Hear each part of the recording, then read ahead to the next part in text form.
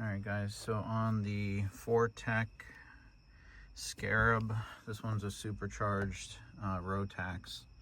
Okay, so if your diagnostic tool looks like that, most of the time you can scan them. It's got a 4-pin connection on this side, and it's got an orange connector. So I wanted you guys to see that. So if you're having an issue with these things, which they are very problematic, is they're little tiny 3-cylinder, but they drive you insane. Have it scanned, and if they don't have the right scanner, that's basically what the one that you got to get. So it's got the 4-pin, and then you got an orange connector. So I wanted you to see that.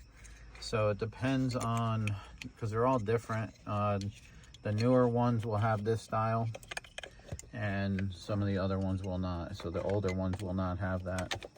So you just got to make sure it's off to the left if you're looking at the motor, and it's got this orange thing on it. And sometimes they're missing, so it's hard to identify, you know, where this, because people break this and then they're like, I don't know where the connector is. It's down in there.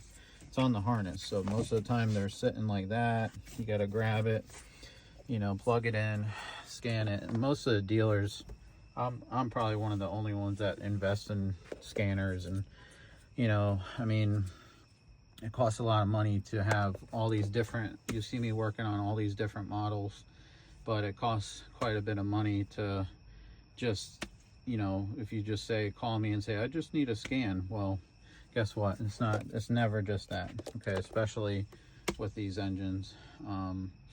You know, it's like this one had battery issues, low voltage, had bad spark plug. The guy before me over tightened them, so that was fun. Torque specs are important to some people, and some people they're not. But when you have these little tiny Rotax engines, don't let, you know, just anybody work on them. Make sure they specialize in working on engines all the time like I do, and they're able to spot a lot of bad repairs. Okay, so I want to make it clear that if you call me and you say, oh, it's just a scan, that's never the case.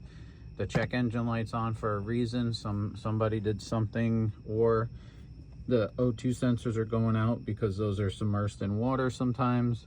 It's a water-cooled jacketed system, which it's getting salt spray, meaning it's not completely in the water, but it's still getting some kind of spray from the exhaust, okay, which is right here. And I've had to replace that because the O2 sensors are right here.